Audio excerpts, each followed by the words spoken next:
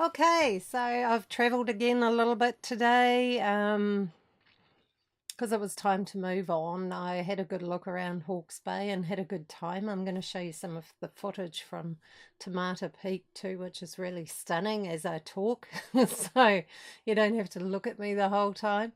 But yeah, it is a beautiful area. I stayed mostly at the NZMCA park because I could stay there for 21 days and work during the week and do things I wanted to during the weekend. So it was practical for that. But today it would have, or tomorrow, I would have had to start doing those 2 nights here, 2 nights there, 2 nights. And I just really couldn't be bothered.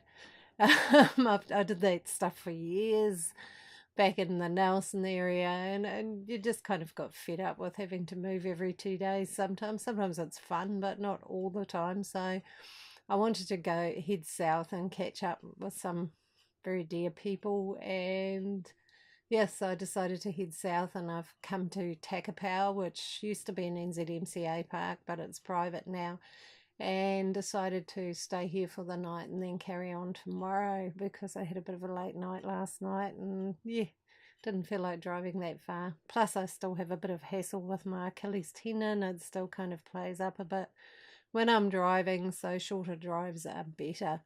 Um, yeah, but yeah, Hawke's Bay and its whole freedom camping thing was quite interesting to have a look at. I've reflected on it a bit. And I sort of think that the people in the self-contained motorhomes and that are actually quite well catered for. There are quite a few places they can go and park and stay.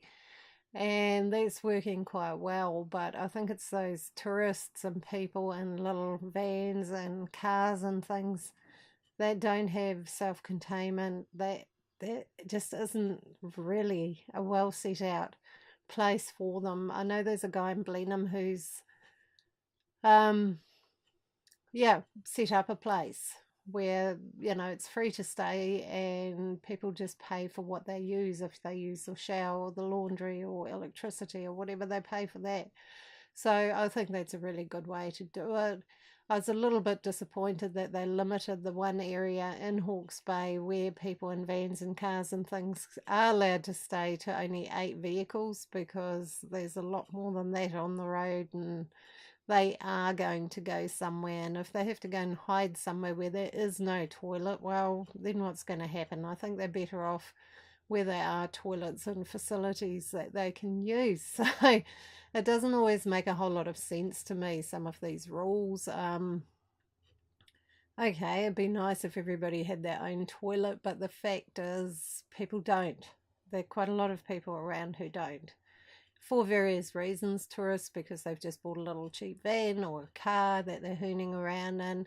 And then I've run into a lot of people who are actually homeless and living in their car because circumstances have pushed them into that corner. And I've also run into people who live in a car or a van and go to work every day trying to make some money and get ahead. But at that point in time, they need to save some so that they can do whatever they want to do rather than keep living like that. So, hmm, it's not all about the tourists. So I do think councils logically need to cater to these people who don't have facilities and be realistic and realize that they're going to keep coming. The tourists are going to keep coming, and it's a really big industry in New Zealand, tourism, and a lot of people in these little vehicles, they might not spend on accommodation, but they generally go and do the adventure things and the exciting things, and they buy food and they use laundromats and they might go out and have something to eat.